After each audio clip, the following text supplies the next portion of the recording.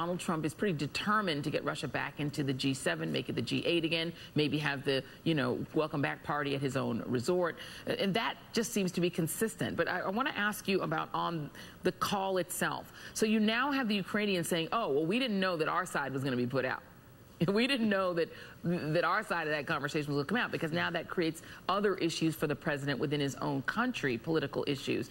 And now you have Russia saying, well, we certainly hope our calls aren't going to come out.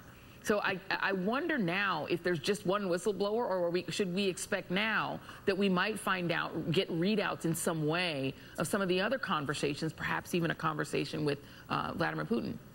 Yeah, no, that's, I believe we will, and I'll tell you why I believe that, because I think what we're seeing now is nothing short of a coup against the Constitution by the White House. I mean, this is, look, I'm pissed. I don't know what way to put it. When I think about Pompeo, when I think about Giuliani, I'm not surprised. I'm not surprised to hear this about Trump, as David just said. I mean, this is behavior that fits his life to a pattern. I mean, this is exactly what he does. What disturbs me, though, is to hear that, these transcripts were hidden in the intelligence community. As someone who served in the intelligence community for 13 years, who spent 10 years essentially guarding our country's secrets, I went to bed at night, every night, feeling confident that guarding those secrets was nothing short of protecting this country. I did not believe that guarding those secrets was protecting a president from criminal wrongdoing.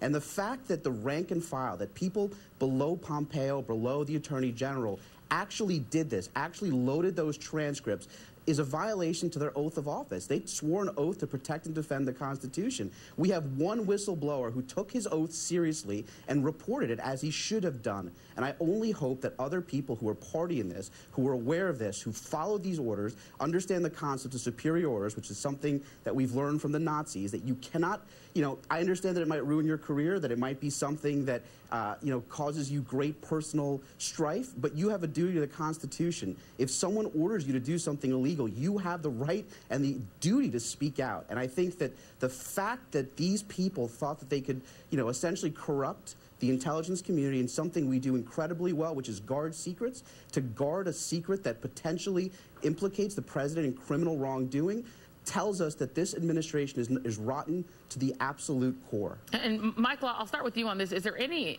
information, any reporting as to why Mr. McGuire, the DNI, who was a pretty respected guy, would have run right to the White House with this whistleblower report rather than... Well, I mean, he testified that he immediately concluded that the complaint involved, potential executive privilege issues because it involved conversations by the president. I do want to push back a little on the idea that we've proven, or we have the evidence to support an obstruction charge at this point.